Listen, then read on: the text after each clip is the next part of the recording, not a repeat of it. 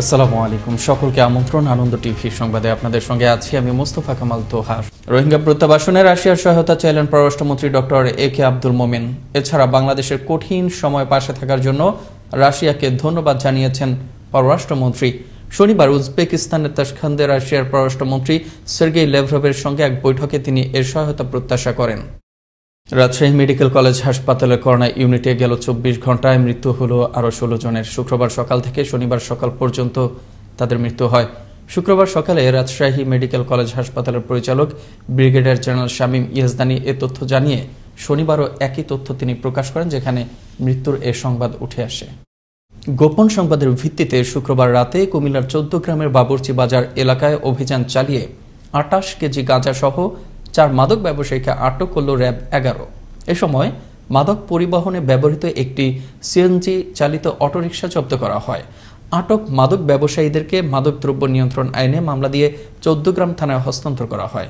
শনিবার দুপুরে এক প্রেস বিজ্ঞপ্তিতে র্যাব ১১ পক্ষ থেকে জানানো হয় এ তথ্য।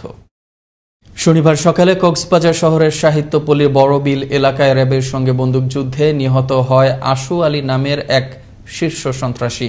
এ সময় ঘটনাস্থল থেকে উদ্ধার করা হয় ২টি দেশীয় অস্ত্র ও ৭ রাউন্ড কার্তুজ। সন্ত্রাসী আশুর বিরুদ্ধে কক্সবাজারের বিভিন্ন থানায় রয়েছে একাধিক মামলা। বিষয়টি নিশ্চিত করেন র্যাব ১৫-র উপ অধিনায়ক তানভীর হাসান।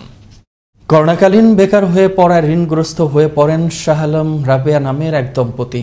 পাওনাদাররা টাকার জন্য চাপ দেয় নিজের সন্তানকেই মাত্র ৪৫,০০০ টাকায় বিক্রি করে দেন ওই দম্পতি।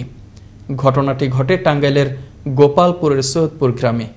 এ খবর পেয়ে শুক্রবার রাতে উপজেলা প্রশাসনের পক্ষ থেকে পাওনাদারের সমস্ত ঋণ পরিশোধ করে শিশুটিকে মায়ের কোলে ফিরিয়ে দেয় উপজেলা প্রশাসন। এতে নেতৃত্ব দেন নির্বাহী কর্মকর্তা পারভেজ মল্লিক।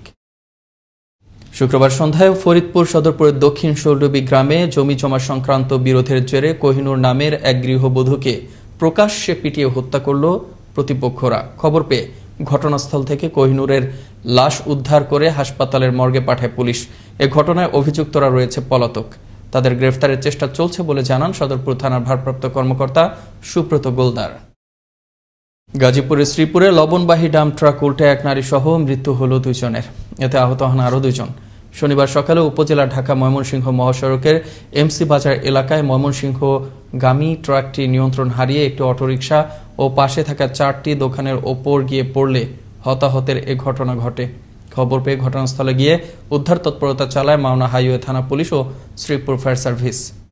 এই ছিল এখনকার মতো। আনন্দ টিভির সংবাদ দেখুন প্রতিদিন বিকেল ৫টা ৩০ মিনিট এবং রাত ৯টা ৩০ মিনিটে। আনন্দ টিভির সঙ্গে থাকার জন্য সকলকে ধন্যবাদ।